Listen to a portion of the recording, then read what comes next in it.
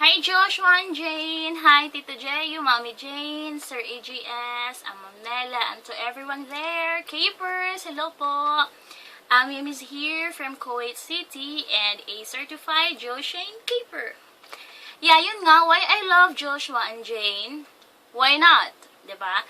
Ang galing lang kasi napaka-family oriented ng mga bata and I commend their parents for raising them that way. Napakaganda lang, napakagaling. And to Joshua sa pagiging marespeto sa babae, kahanga-hanga, and napaka-thoughtful ng bata. And to Jane, sobrang admirable yung pagiging positive mo. That positive na aura, ang galing lang. Parang, I wish to have that too. Sana, meron ako. Kasi ang galing lang, napaka-admirable mo, Jane. And sa murang edad mo na yan, napaka-matured mo.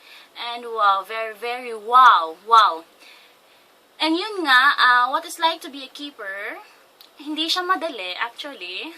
Pinagtatawa na lang namin bawat isa kasi nga basagan araw-araw. Pero ang pinakagusto ko sa lahat at nakaka-proud kasi pamilya yung turing namin dito. Hindi lang kami basta-basta fans na humahanga sa inyo, kundi isa kaming buong pamilya na nagmamahal sa inyo. And andyan ang bawat isa handang namayan ka sa lungkot at sa saya.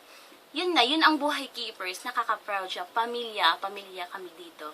And to you Joshua and Jane, dalangin ko lang na sana magtagumpay pa kayo, sana yung paa, kung ano man ang marating ninyo, nakaapak lang sa lupa, makinig sa nanay, sa tatay, sa daddy, sa mommy, at sa lahat na nakakatanda sa inyo, sa family, makinig lang, huwag atat sa buhay, stay young, once lang pagdaanan yung pagiging bata. So, i-enjoy na muna, wag atat sa buhay. So, yun lang. Good luck sa bawat isa. Good luck sa career. And dalangin ko nga sana magtagumpay kayo.